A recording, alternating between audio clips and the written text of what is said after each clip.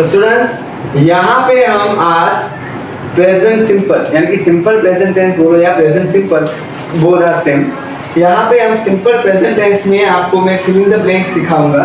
तो जब भी सिंपल प्रेजेंट टेंस हो तो हमें V1 और V5 ये दोनों याद रखने हैं। V1 किसके साथ आएगा? दे,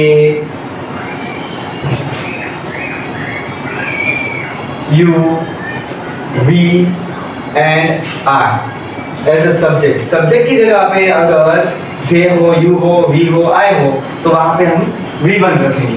V5 कहाँ रखना है? ही, शी एंड इट के साथ। अगर वहां पे असर्टिव सेंटेंस है तो हम ये सब करेंगे। अगर इंट्रोगेटिव है तो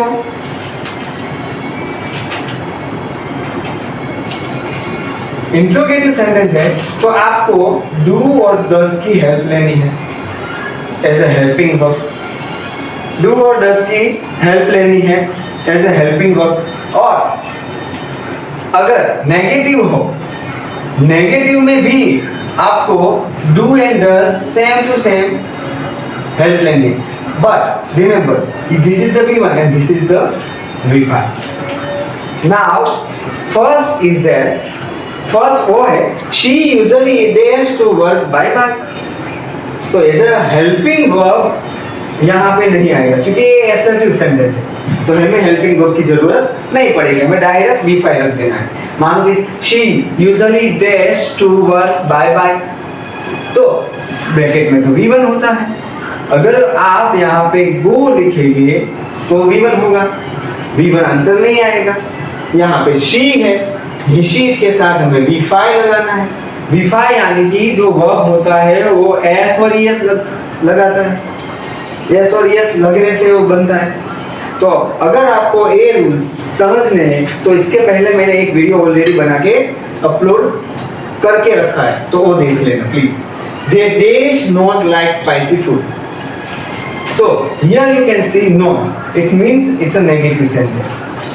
सो नेगेटिव सेंटेंस हो तो हमें डू और डज, तो डू आएगा क्योंकि वहां पे दे V1 लेता है। They do not like spicy food.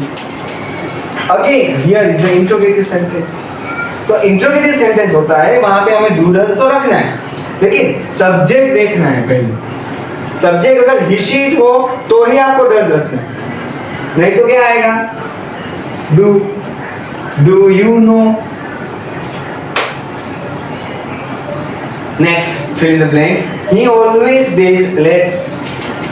देखो यहाँ पे आया ही तो इसका हमें क्या लिखना पड़ेगा?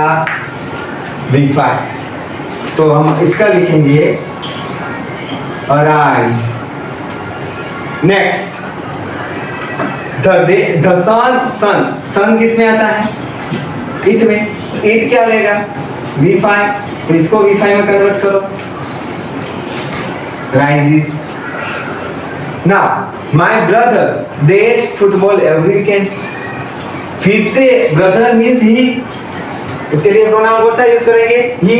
तो he आया इसलिए अगेन यहाँ पे हम V5 लिखेंगे। इसका V5 क्या होगा? plays। Now, what time?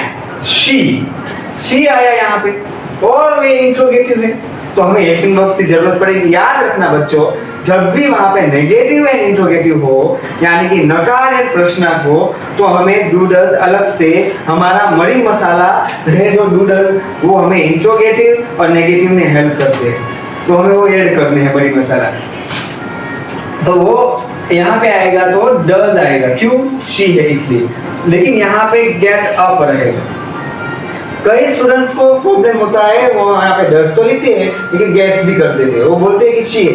नहीं, हमने ऑलरेडी एक V5 यहाँ पे यूज कर लिया तो बाद में as a same to same V1 use करना है। याद रखना है यहाँ पे गेट्स नहीं करना है क्योंकि यहाँ पे हमने ऑलरेडी ES वाला जो है वो यूज कर लिया है ना। V के साथ क्या आएगा? और नेगेटिव है इसलिए V।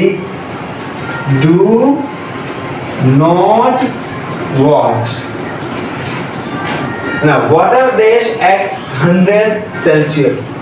100 degree Celsius. Water, water का मतलब होता है ईट। वाटर के लिए कौन सा प्रोनाउन यूज करते हैं? ईट। नाउ तो व्हाट इज द V1 और V5? Of course V5, yes you are right. Now here we will write here boils. Now 10 नंबर blanks. I dash in London. Same to same हम V1 ही लिखेंगे क्योंकि I V1 लेता है। I dash in London. I live in London.